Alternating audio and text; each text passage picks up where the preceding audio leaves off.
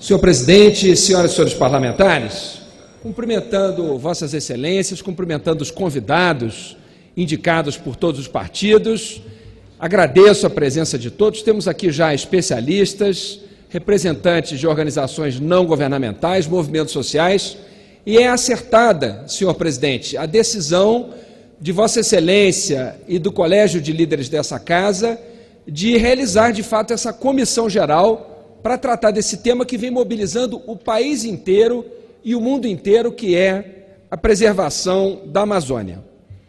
Hoje, na véspera do Dia da Amazônia, nós nos reunimos aqui pela urgência dessa pauta em defesa das nossas florestas. Uma pauta que dialoga com o nosso presente e com o nosso futuro, com o futuro do nosso país e com o futuro das próximas gerações, com o futuro do planeta, com o futuro da humanidade. E a pergunta que nós nos fazemos é: que Brasil é esse que queremos para os próximos anos? É muito triste ver, no mais alto posto da República Brasileira, uma pessoa com tão pouco apreço por esse futuro. Uma pessoa que despreza o conhecimento, a ciência, o saber e está disposta a submeter mais de 210 milhões de brasileiros ao que ele chama de desenvolvimento, mas que, na realidade, é um atraso. Uma pessoa que, infelizmente, tem espalhado o ódio e, no lugar da construção, tem optado pela destruição.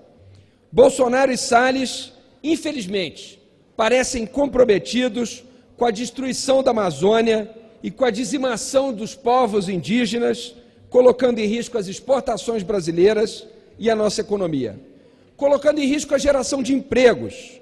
Manter a Amazônia em pé é estratégico para o nosso país. Vou compartilhar com as senhoras e com os senhores 10 ótimos motivos para se preservar a Amazônia, com dados compilados pelo professor sênior da USP, Ricardo Abramovay, em seu recente relatório sobre a Amazônia. Quem sabe assim, o governo entende que é preciso agir rapidamente e parar de brincadeira, em vez de perder tempo tentando descredenciar o INPE ou os fatos que não deixam dúvidas. Ou agimos rapidamente, ou aquele céu nebuloso de São Paulo pode ter sido apenas o começo. Primeiro motivo: posição de potência ambiental em risco. Entre 2004 e 2012, o Brasil reduziu drasticamente o desmatamento de 27 mil quilômetros quadrados para 4,4 mil quilômetros quadrados. Essa queda foi considerada pelo IPCC, órgão das Nações Unidas, como a maior contribuição oferecida por um país no combate às mudanças climáticas. 4 anos depois, o retrocesso. Em 2016, o Brasil foi o 7º maior emissor mundial de gases de efeito estufa, mais de 2 bilhões de toneladas. O desmatamento foi responsável por 51% dessas emissões que agravam o aquecimento global. O desmatamento cresceu em julho desse ano 66% em relação a julho do ano passado. Desmatamento que contribuiu para o aumento de 83% das queimadas em agosto, em comparação com o ano passado. Agosto foi o pior mês de queimadas em 10 anos. A boa notícia é que o nosso país tem o potencial de diminuir significativamente a emissão se parar o desmatamento. Segundo motivo para se manter a Amazônia em pé: o equilíbrio da água, do solo e do carbono. Pesquisas feitas especialmente na última década estão ajudando a entender o papel fundamental que a Amazônia tem para o equilíbrio da vida. Como mostram os achados desses cientistas de várias especialidades, as gigantescas árvores da Amazônia funcionam como uma espécie de bomba que puxa a água do Oceano Atlântico e a arremessa com força na Cordilheira dos Andes. De lá, a água se espalha, irrigando todo o continente. Água vital para a existência da vida, para a produção em diversas áreas do Brasil, como no Centro-Sul.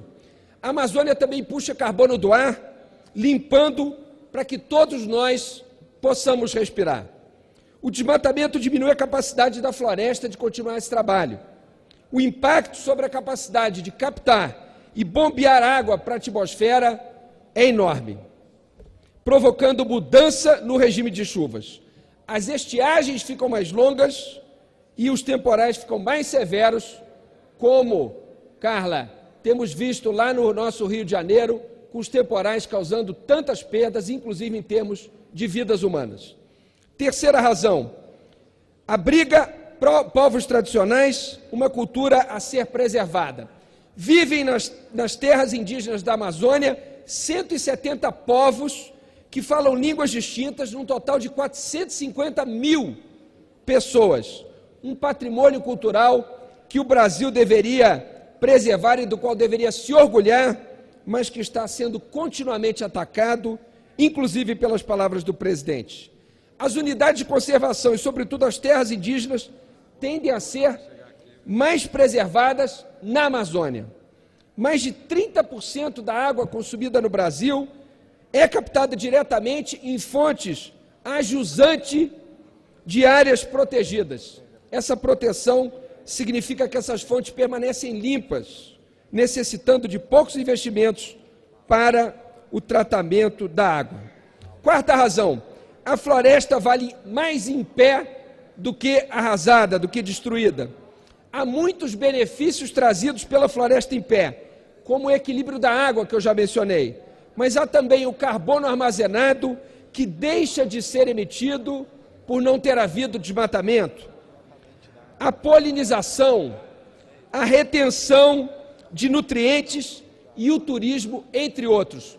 Portanto, a floresta é muito mais valiosa para o Brasil, inclusive em termos econômicos, se ela estiver em pé, do que se ela for derrubada. Preservar a floresta é melhor do que destruí-la. Quinta razão, a Amazônia não precisa ser desmatada para a expansão do agronegócio.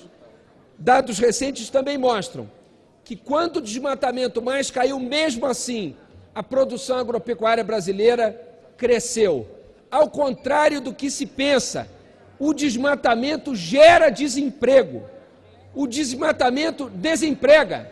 A preservação da floresta garante empregos de qualidade e garante um futuro melhor para o Brasil. Sexta razão, o desmatamento afeta negativamente a produção. Já a queda do desmatamento não tem impacto no PIB. Portanto, quando o desmatamento cai, o PIB não é afetado negativamente. Quando o desmatamento aumenta, ele é afetado negativamente e ele vai afetar a produção agropecuária brasileira, como se estimou recentemente. As mudanças climáticas daqui para 2030 devem provocar perdas de 7,4 bilhões de dólares para a agricultura já nesse ano. Portanto, as mudanças climáticas prejudicam a agricultura, por isso é fundamental preservar as florestas. O reflorestamento, sétima razão, é uma oportunidade de geração de empregos e renda. Reflorestar gera emprego e renda. Desmatar gera desemprego. Portanto, para emprego e renda tão importantes no Brasil de hoje, é fundamental preservar a floresta. Oitava razão, a nossa floresta conserva a maior biodiversidade do planeta. Fundamental proteger essa biodiversidade, dentro da qual certamente se encontram as curas para muitas doenças e há muito potencial de desenvolvimento científico e tecnológico ainda não descobertos.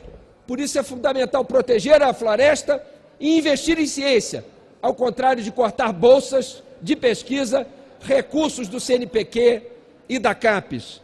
Veja aqui a SBPC presente entre nós. Nona razão, há muitas riquezas ainda a serem descobertas na Amazônia, e não me refiro aqui aos metais, tão almejados pelo presidente da República. Me refiro aqui a seres, a substâncias, a descobertas que ainda podem ser feitas na Amazônia, se nós tivermos a coragem de conhecê-la, mantendo-a preservada e em pé. E a décima razão, o povo brasileiro quer preservar a Amazônia, 90% da população brasileira deseja a preservação da Amazônia, é o que mostrou a pesquisa recente da AVAAS, feita pelo IBOP. Por tudo isso, a Amazônia, que já é considerada um grande orgulho nacional, só poderá continuar sendo orgulho nacional se continuar existindo, em vez de dar lugar a um deserto. Não há razões econômicas que justifiquem tamanha insistência na destruição da Amazônia. Ao contrário, o vigor da agropecuária brasileira não depende do desmatamento, mas da sobrevivência. Mas a sobrevivência da agropecuária depende da floresta em pé e do nosso regime de chuvas. Essa visão de que ou se produz pela agropecuária ou se preserva o meio ambiente é uma visão atrasada. O mundo inteiro já deixou isso para trás e o nosso presidente da República e o nosso ministro do Meio Ambiente insistem nessa visão atrasada. Isso não é desenvolvimento, isso é atraso, isso é retrocesso. O mundo inteiro já entendeu que é possível preservar e desenvolver. Aliás, só é possível desenvolver se preservar. Por isso, senhor presidente, cumprimento mais uma vez a Vossa Excelência pela realização dessa comissão geral, por acolhermos aqui no plenário os representantes de organizações não governamentais e movimentos sociais, especialistas e cientistas. E juntos vamos defender e proteger esse grande patrimônio brasileiro e mundial que é a Amazônia. Sim, ela diz respeito à nossa soberania, mas a nossa soberania deve ser usada para proteger essa riqueza e não para destruí-la. Vamos fazer o Brasil avançar, preservando o meio ambiente e desenvolvendo consciência e tecnologia. Viva a Amazônia brasileira, viva a preservação ambiental. Muito obrigado, senhor presidente.